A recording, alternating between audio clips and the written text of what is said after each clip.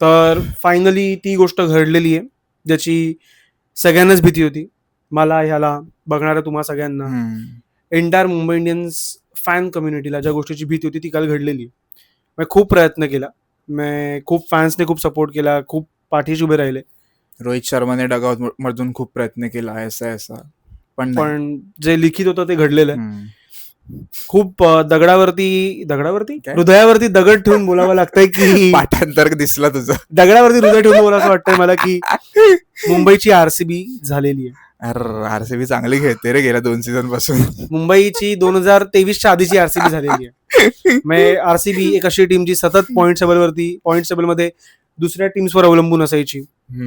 आता हा जिंकेल की तो हरेल, तो ह्याला हरवेल तेव्हा आपण जिंकू, आपण हरवू तरी चालेल पण ती टीम जिंकली पाहिजे, या सगळ्या समीकरणांवरती सेमीजना पोहोचणं आणि तिकडे जाऊन ऑब्व्हियसली हरणं, आणि आता आपण तिथे पण पोहोचत नाही आहोत. सो ह्या सगळ्या काय म्हणतो ना इक्वेशन्स वरती मुंबई पोहोचलेली आहे. मोठमोठी नावं घेऊन छोटे कन्फॉर्मन्स करणं, कॅप्टन सोबत टीम कोऑर्डिनेटेड नसणं. पण ठीक आहे, आरसीबीचा कॅप्टन खूप परफॉर्म करायचा, आमच्या कॅप्टनने परफॉर्म नाही केलाय.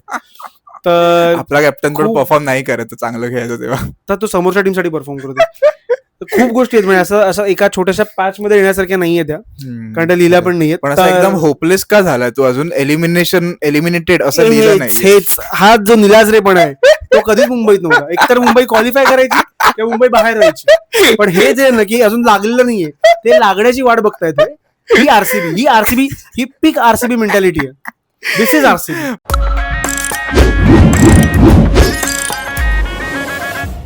पण अजून आहेत चान्सेस जर दुसऱ्यांनी माती पण का दुसऱ्यांच्या माती खाण्यावरती आपण आपलं भवितव्य का ठरवावं? क्या बात आहे. तर तू म्हणजे आयुष्याची फिलॉसॉफी सांगितलीस लोकांना. सगळी माणसं अशीच जगतात. हो, म्हणजे आरसीबी रिलेट्स म्हणून आरसीबी सगळ्यांना एवढी आवडते. हो, आरसीबीचं फॅन फॉलोइंग म्हणून एवढं चांगलं रिलेटेबल कॉन्टेंट आहे तो.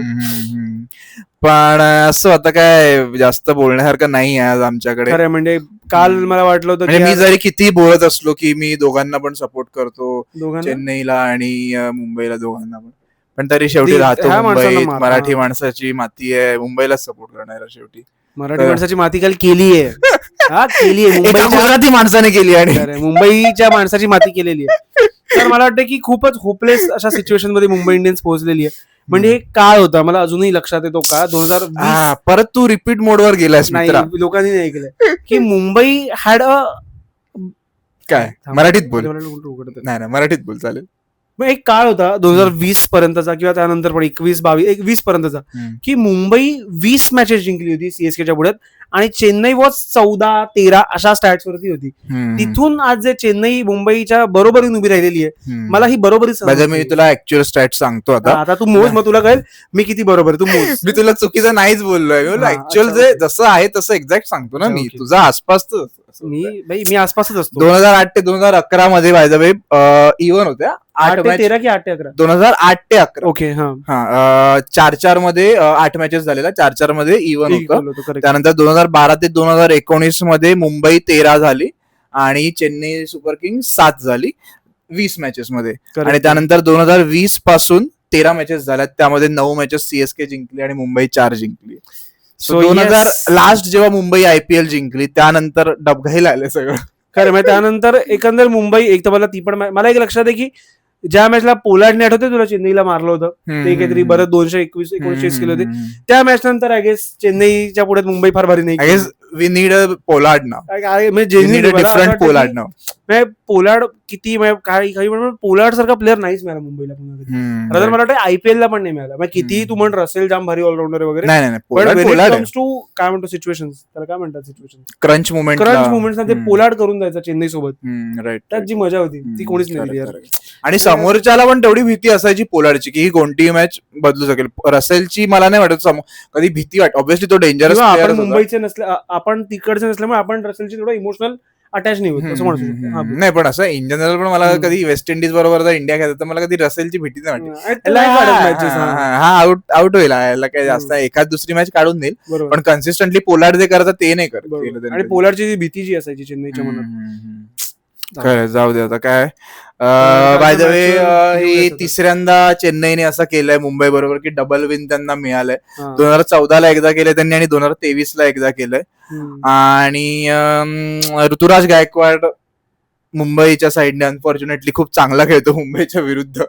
म्हणजे एकतर ते जे 21 ला जेव्हा पोलार्डने मारलं होतं त्या मॅचला, त्यानंतर जी दुसरी मॅच पण दुबईत जाऊन हरलो होतो, त्यात गायकवाडने चांगली बॅटिंग केली. गायकवाडने ओव्हरऑल 11 इनिंग्स खेळलाय गायकवाड. त्याने 380 रन्स केलेत 48च्या ऍव्हरेजने, 47.5च्या ऍव्हरेजने, आणि मुंबई अगेन्स्ट 54 मारला. त्याचा स्ट्राईक रेट 150चा आहे मित्र.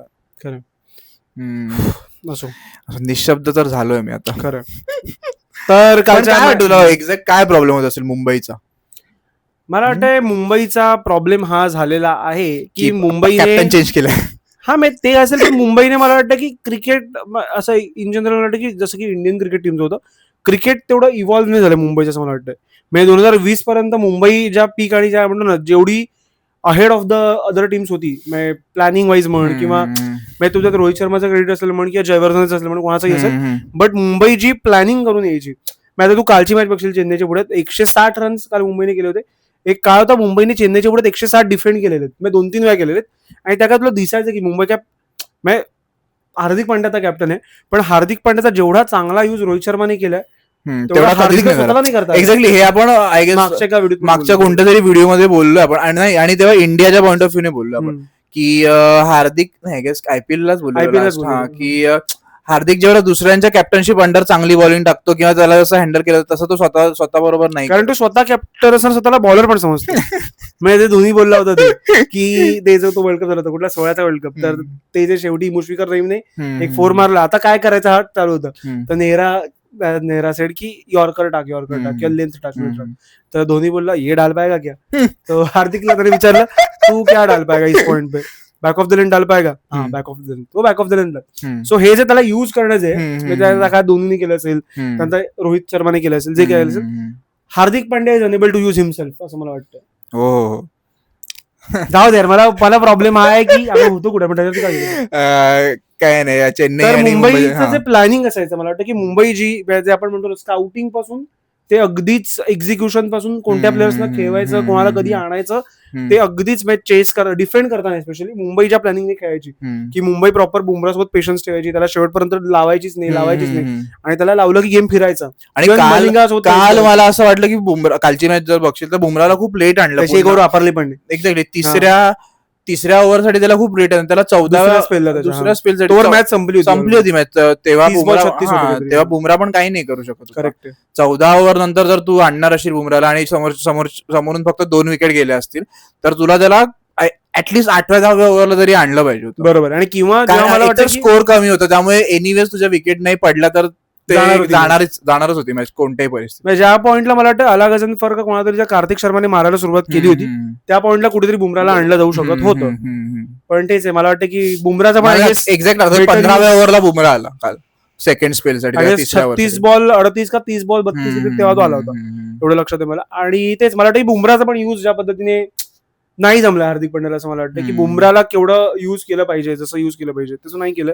आणि ओव्हरऑलच मला असं वाटतं की मुंबई खूपच स्कॅटर्ड आहे आय गेस गेली 4-1 वर्ष. आणि मला वाटतं की मुंबईने प्लॅनिंग वाईज मुंबई जी श्रूड प्लॅनिंग करायची आधी तेवढी मुंबई श्रूड नाही राहिली. म्हणजे 2013 ते 20 या काळात मुंबईने जसे डिसिजन्स घेतलेत, मुंबईने मोठमोठी नावं सोडली ते का पण, लेंडेल सिमन्स, बटलर, लेंडेल सिमन्सचं नाव नव्हतं, त्याने परफॉर्म खूप, पण ठीक आहे बटलरला केलं. परत तो एक होता स्मिथ होता, ड्वेन स्मिथ होता, जेपी डुमिनीचा खूप आधीच गेला, सचिनच्याच काळात तो गेला, नंतर त्याला एवढं खेळवलं नाही. हा एक्झॅक्टली, तो पण मोठा नाव होता, त्याला पण नंतर ड्रॉप केलाच. करेक्ट. सो ते आता आपल्याला एक काय म्हणतात, बुमरा आणि हार्दिक पांड्या नंतर असा कोणता प्लेअर नाही आलाय मुंबईकडे की जो एक्स्ट्रा ऑर्डिनरी परफॉर्म करतोय. बरोबर, म्हणजे जसं की मला वाटतं की Tilak Varma is extraordinary player, पण त्याचं पण असं मला वाटतं की तो क्रंचला नाही खेळला या 2-3 मॅचेस मध्ये. इव्हन मला वाटतं की नमन धीरकडे जी क्वालिटी आहे ना बॅटिंगची, मला वाटतं तो कदाचित रोहित शर्माच्या अंडर असता तर तो झाला असता मोठा, तो तेवढा मोठा, कारण त्याचा रोलच त्याला हे नाही. मला वाटतं की रोहित शर्माकडून कॅप्टनशिप काढूनच का घेतली. Now we are going back to 2023. पण नव्हती गरज जर असं बघायला गेलं तर. आणि मला वाटतं की ट्रान्झिशन हा जो प्रकार असतो, आपण मगाशी ऑफ द कॅमेरा बोललो की मी आतापर्यंत जेवढं क्रिकेट बघितलं आपण लहान असल्यापासून, जेवढं smooth transition Dhoni to Kohli आलं इंटरनॅशनल क्रिकेटमध्ये, तेवढं कुठल्याच कॅप्टन झालेलं नाही माझ्या मते तरी.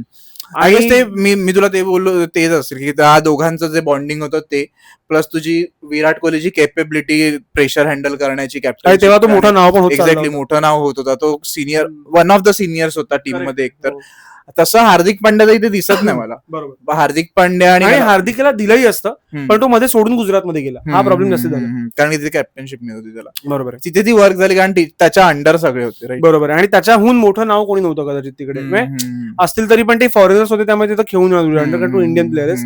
पण इथे असं होतं की हार्दिक पेक्षा मोठ्या स्टेचरचा बुमराह आहे कदाचित सूर्या काइंड ऑफ आहे रोहित आहे ऑब्व्हियसली आणि अजून कोण आहे इंटरनॅशनलला बोल्ट आहे बरोबर आहे. सो ह्या सगळ्या प्लेयर्सना लीड करण्यासाठी हार्दिकची स्टाईल कदाचित नसतील तरी. हा काल त्या दिवशी हार्दिकचा एक व्हिडिओ आलेला कोणाला तरी सांगतो मला एक्झॅक्ट कोणाला सांगत होते माहित नाही काय शांतो असं करून दाखवतो काय चाललंय. आणि मला त्याच्यासाठी जेन्युइनली वाईट वाटतं की कधी कधी असं वाटतं की तो खूप हतबल आहे आणि कारण तो पण ह्या वर्षी असं झालं ना की त्याने परफॉर्म पण नाही केलं थोडं. आता कालची मॅच पण त्यानेच विकली 18 रन 23 बॉल म्हणजे त्याने घुसवली ती मॅच. आणि मला एक अश्विनचा एक व्हिडिओ बघितला मी काल आज सकाळी की काल रात्री माहिती नाही आठवत की हार्दिक पांड्या जसं असं मोठा होत चालला तसं असं त्याच्या बॅटचं वजन ऍडजस्ट नाही होतं. त्याचा बॅट तो बोलत होता की त्याने एकदा हार्दिकची बॅट वापरलेली कोणत्या तरी मॅच मध्ये सो त्याचं म्हणणं होतं की खूप जास्त हेवी होती. So now when he plays तो थोडा लेट आहे बॉलवर येण्यासाठी कोणती जरी एक पर्टिक्युलर लेंथ आहे त्या लेंथचे बॉल खेळण्यासाठी तो थोडा लेट होतो त्याची बॅट लेट येते सो ते त्याने ऍडजस्ट केलं पाहिजे असं अश्विनचं म्हणणं होतं. बरोबर आहे आणि मला आता कदाचित असं वाटतं की मी ह्या मताचा होतो की T20 क्रिकेटमध्ये रोहित नंतर हार्दिकच कॅप्टन व्हायला हवं होतं इंटरनॅशनल तरी. पण आता मला असं वाटतं की तो ज्या पद्धतीचा प्लेअर आहे बॉलर आहे बॅट्समन आहे आय थिंक तो दुसऱ्यांच्या अंडर चांगला खेळतो किंवा त्याच्यावर जर प्रेशर गुजरात द्या परत आय गेस त्याला ती करू द्या परत त्याला कॅप्टन करा तिकडचा परत मग जिंकेल ना ते लोक जिंकतील ना म्हणजे तू प्रूव्ह करतील की मुंबई इंडियन्सच वाईट टीम होती असो. तर तेच आहे हार्दिक बोलला होता 2024 मध्ये माझ्या मते का 23 आणि 24 मध्ये की मुंबई इंडियन्स वो टीम है जो बड़े बड़े प्लेयर्स लाती है और जितती है. मानलं मुंबईने हार्दिक पांड्याला पण पुढे काय झालं असो मग कदाचित हार्दिक पांड्या एवढा मोठा प्लेअर नसेल. तर आपण आता कालच्या मॅचवर मुंबई कधी कोलॅब नाही करणार आपल्या मी मुंबईचा भाई फॅन आहे भाई. मुंबईने जे इंडियन क्रिकेटला दिलं तेवढं कुठल्याच टीमने आयपीएल मध्ये दिलेलं नाही. हे तर खरं जाऊ दे मॅच वर येऊया आपण ओव्हरऑल इन जनरल गप्पा बंद करूया. आपली दुःख वाटणं बंद करूया. खरंय कालच्या मॅच मध्ये मुंबई 159 रनवर 7 विकेट टाकून संपली मुंबईची आणि त्यात पण मुंबईचे 10 ओव्हरला 95 होते. सो तिथून पुढच्या 10 ओव्हरला मुंबईने फक्त 64 केले असतील तर मग खूपच चिंताजनक गोष्ट होती. मॅच आपण तिकडेच हरलो. विल जॅक्स एकवर आउट झाला त्यानंतर रिकल्डन खेळला कव्हर्स मध्ये 6 मारला होता म्हणतोस ना 37 मारून गेला 24 बॉल्स मध्ये. त्यानंतर नमनधीरने जे काल मारलेत आणि नमनधीर जेन्युइनली खूप I think Mumbai should invest on हिम. आणि मुंबईने ऍक्च्युली 2024 ला जेव्हा तो खेळला पहिलं सीझन तेव्हापासूनच त्याच्या मागे राहायला हवं होतं रिगार्डिंग टू द रोल. कारण आता असं होतं की तो लास्ट सीझन तो फिनिशर होता. या सीझनला त्याचे फिनिशर म्हणून काही इनिंग खराब आल्या मग त्याला वर टाकतो तो वर चांगला खेळतो मग त्याला तुम्ही एक रोल द्या की तू तेच कर बाबा. आणि माझ्या खूप चांगलं पोटेन्शियल आहे. He can be next Surya असं मला वाटतं. सूर्याची एवढी वर्सटॅलिटी नाहीये त्याच्याकडे पण त्याकडे पॉवर हिटिंग पण खूप चांगली. सूर्यापेक्षा साईडला कुठे होती रे सूर्या मला लक्षात आहे प्रॉपर 2018 का 118 पर्यंत फक्त त्याचे मागचे शॉट जास्त तो समोर मारायचाच नाही. पण आय गेस सूर्यापेक्षा जास्त पॉवर आहे वाटतं असं मला वाटतं आणि जास्त रेंज पण आहे असं मला वाटतं. ते मागचे शॉट सोडून दे पण सूर्याकडे एक्सपिरियन्स आहे ते मॅटर करत खूप. त्यानंतर सूर्यकुमार यादवने येऊन चांगली इनिंग खेळली 12 बॉल 21 मारले त्याने 1 6 आणि 3 4 मध्ये. ते शेवटी मग विकेट पडत होते त्यामुळे त्याला फॉर्म नाही येण्यावर्षी आय गेस इंडियन टीम मधून पण त्याला मिळेल डच्चू. आणि मला वाटतं श्रेयस अय्यर जेवढं मोठं नाव होत चाललंय सोशल मीडियावरती आणि तो इंजिनियर पण खरंच चांगला प्लेअर आहे खूप. आणि श्रेयस अय्यर लीडर पण खूप चांगला. आय थिंक त्या तिन्ही फॉर्मॅट मध्ये तो डिझर्व करतो. बरोबर. आणि आता मी काल नवीन कुठली तरी व्हिडिओ बघितली एक्सपर्टशीच त्यांनी लिटरली रोहित आणि धोनी नंतर 3rd नंबरला आयपीएलच्या कॅप्टन्स मध्ये श्रेयस अय्यरला रेट केलं which I still believe is गंभीर बट 3rd त्यांनी आता श्रेयस अय्यरला घेतलं. हा ऍक्च्युली प्रेझेंट मध्ये पण असू शकतो जे म्हणजे खेळतायत ते त्यांच्या. नंतर मग तिलक वर्मा लवकर आउट झाला काल पण. तिलक वर्मा ती सेंचुरी मारून गप्पत बसला. एक्झॅक्टली मी तुला त्या दिवशी व्हिडिओ मध्ये तेच बोलला. तर ही जी सेंचुरी मारली हे त्याने कन्सिस्टंटली छोटे छोटे नॉक्स का होईना पण कन्सिस्टंटली खेळले पाहिजेत. बरोबर. छोटे म्हणजे एवढे 5 रन वाले छोटे नाही, बॉल पण 30-40 रन्स, 8 बॉल 5 खेळून आउट झाला. त्यानंतर हार्दिक पांड्या पण नाही, हार्दिक पांड्या काल जे तू म्हणालास की काल तो फसलाच होता, काल त्याचे बॉल लागतच नव्हते. तर ते हार्दिक पांड्या 23 बॉल 18 आणि मॅच इकडेच गेली माझ्यामध्ये अख्खी. कारण शेवटच्या रॉबिन मिन्स नावाचा एक प्लेअर आहे जो झारखंडचा, त्याला पोलार्ड म्हणून आणलं होतं. त्याला आय गेस लास्ट सीझन आपण मुंबईने खेळवला होता, पण मग काल पण त्याने एक 4 मारला, चांगला मारला खूप त्याने 4, पण मग त्यानंतर पण त्यानंतर तो काही करू नाही शकला, 5 रनवरच आउट. एक असा कट करताना बॉल आउट झाला, ते जास्त शॉट्स नाही. ट्रेंट बोल्टने एक 6 मारला, आणि तो काल मुंबईच्या बॅटिंगचे हायलाइट तोच होता. ट्रेंट बोल्टचा 6 आणि त्यांचा ॲटिट्यूड वगैरे, जसं की झाले 250 झालेत मुंबईचे, की हाच 6 हवा आपल्याला मॅच जिंकायला. जेव्हा मुंबई 250 करते तेव्हा पिच 300च असतं. हे आत्ताच्या काळात लोक म्हणतात, पण मुंबई 30 टीम आहे जिने 150 रन डिफेंड केलेत, 140 रन डिफेंड केलेत फायनलला. राईट, काय दिवस आलेत मुंबईवरती, कोणी आणलेत आणि हे दिवस. प्लीज आम्हाला कमेंट्स मध्ये सांगा कोणामुळे आलेत हे दिवस. सीएसकेने खूप इझिली चेस केलं टार्गेट, 160 रन्सचं, 2 विकेटच पडल्या त्यांच्या. सुरुवातीला संजू लवकर आउट झाला 11 रन मारून, आणि नंतर मग उर्विन पटेलची विकेट पडली, त्यानंतर बस संपली मॅच. आणि त्यानंतर असं झालं की आला गझनफरने उर्विल पटेलची विकेट काढली. त्यानंतर मला वाटलं की मुंबई इथनं पण कमबॅक करूच शकतो. 66 बॉल 72 का 78 रन होते. पण मी तेव्हाच बोललेलो तुला की आपण जेव्हा बघत होतो की गेली आहे मॅच, कारण मला असं वाटत होतं की मुंबईने त्यांना खूप इझी सिंगल, कारण आता ना सिंगल बॉलिंग मध्ये ती धार नाही दिसत आहे मुंबईच्या, इन्क्लुडिंग बुमराला जसं युज केलं पाहिजे तसं नाही करत आहे हार्दिक पांड्या, त्यामुळे ती. आणि बोल्टचं जे तू म्हणतोयस की एज झालंय, पेस थोडा कमी झालाय, त्यामुळे त्याला पिक करणं आता अजून सोपं आहे. तर त्या सगळ्या गोष्टी पण आहेत आता. सो मुंबई आय गेस, आणि बोल्ट हा मोर ऑफ वर्ण बॉलिंग करण्यासाठी जास्त फेमस आहे. एक प्रॉपर पेसर हवा जो बुमराला मस्त सपोर्ट करेल वरून. आणि तो जो कोणी नवीन प्लेअर आलाय क्रिश भगत, त्याला पण मारतात. तो पण का आला टीम मध्ये काल मला कळलं नाही. काल पण त्याची जागा माझ्यामध्ये नव्हती बनत, कारण अश्विनी कुमारने एक्झॅक्टली अश्विनी कुमारला का डावलं मॅचला मारलं आधीच्या मॅचला, म्हणून तर तुम्ही बसवलं, ते काय फार बरोबर नव्हतं. राईट. सो आणि पण नंतर तेच झालं की मुंबईचे माझ्या ह्या वर्षी सगळेच त्यांचे डाव फसले. आला गझनफरवर त्यांनी लास्ट इयर इन्व्हेस्ट केलं, त्याला बाहेर नाही काढलं, यावर्षी खेळवलं, पण तो तेवढे रिटर्न्स देऊ नाही शकला मुंबईला. चांगली टाकतो बॉलिंग. तू त्याच्याकडे सुनील नारायण किंवा राशिद खान वाला इम्पॅक्ट इमॅजिन करतोस तो तेवढा त्याने नाही टाकला असं मला वाटतं. पण तेवढा इमॅजिन पण करून नाही गेस तो लोकांनी केला होता तेव्हा, आणि मला पण स्वतःला वाटलं. नाही मला नाही वाटत तेवढा इम्पॅक्टफुल आहे, पण तो चांगला बॉलर आहे ऑब्व्हियसली, पहिला चांगली केली आहे बॉलिंग असं मला वाटतं. आणि मला सपोर्ट नाही मिळत आहे जसा हवा तसा. बरोबर, आणि त्याला तेवढा भारी युज नाही. सँटनर का नाही, अच्छा सँटनर बाहेर केशव महाराज आला, पण तो नव्हता टीम मध्ये. केशव महाराज मला नाही वाटत इन टीम असेल. चालेल, कारण सँटनर एवढा इम्पॅक्टफुल नाहीये केशव महाराज. म्हणजे आता माझ्या ज्या मॅचेस आता उरल्यात, तर कालच्या तू बॅटिंग बद्दल बोललास, ऋतुराज गायकवाडच्या वगैरे, तू खरंच चांगला गेला. आणि Urvil Kartik Sharma is a player to look out for. तो मला शाहरुख सारखा दिसतो असं वाटलं, तुला वाटलं ब्रावो सारखा दिसतो? नाही, दिसतो नाही, ब्रावो सारखा खेळतो. आणि काल त्याने तेच काल एक तर चेन्नईने ना इनिंग खूप चांगली पेस केली. इट वॉज जरा जुन्या काळची T20 होती ती, पण ते खूप चांगले खेळत होते. हे जे काय तू प्रत्येक व्हिडिओ मध्ये येऊन बोलतोस की जुन्या काळातली, म्हणजे आताच्या काळात तू बघशील तर असं होतं की आता 160 आहेत, आणि तुला माहितीये की 10 ओव्हरला 100 वेळ ते लोक 6-7 ओव्हर मॅच संपवतात. चेन्नईने प्रॉपर सिंगल्स, डबल्स, आणि मुंबईने तिकडेच, कारण तिथे गायकवाड उभा होता. बरोबर, तू प्लेअर टू प्लेअर पण आता जर तू हेच बघशील तर साई सुदर्शन जरी असं तरी पण प्लेअर बिल्ड अशीच झाली असते. बरोबर, player back to his original form आहे, तो जसा खेळत होता काही वर्ष. Mumbai has help. बरोबर. कोणाला फॉर्म मध्ये यायचं असेल तर मुंबई मॅच म्हणजे खेळायला. आधीच्या काळात बोलायचं ना की कोणत्या प्लेअरला फॉर्म मध्ये आणि इंडिया बरोबर आणून खेळवा, तसं आता मुंबई बरोबर आहे. करेक्ट आहे. आणि चल मला सांग, तर तुला अच्छा रोहित शर्मा खेळ की नाही उरलेली IPL?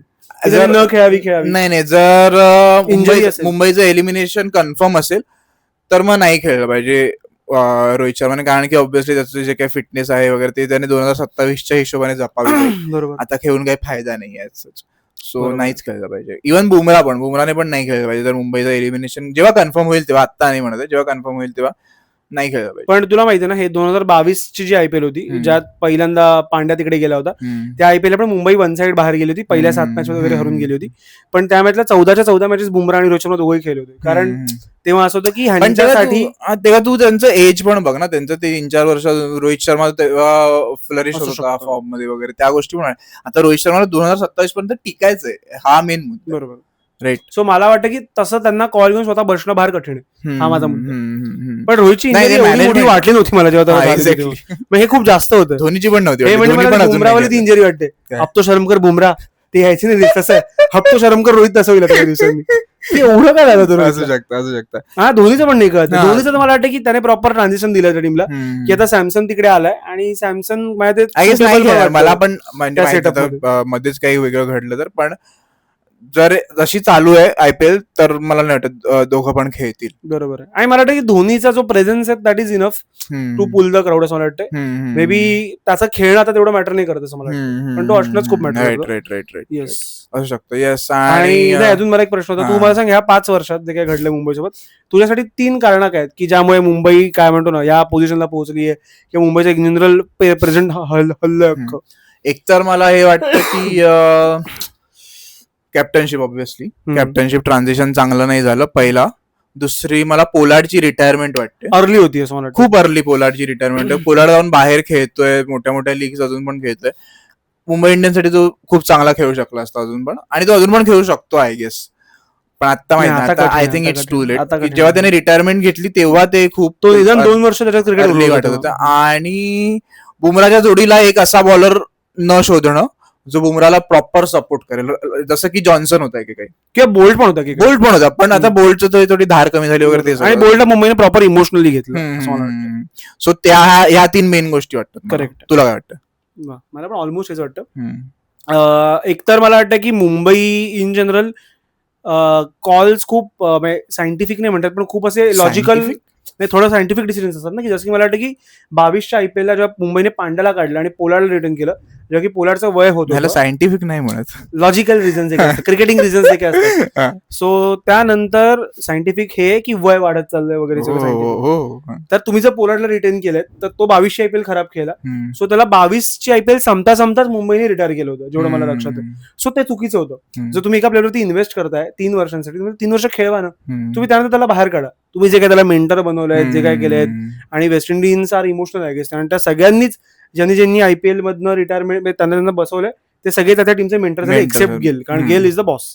सो तो सोडलास तर तो ओनर असेल कोणत्या तरी टीमचा थोड्या दिवसांनी, बघ ना, तो सोडला तर रसेल असेल, ब्रावो असेल, ते सगळे त्या टीम मध्ये राहिले, त्यांनी दुसरी टीमने जॉईन केली.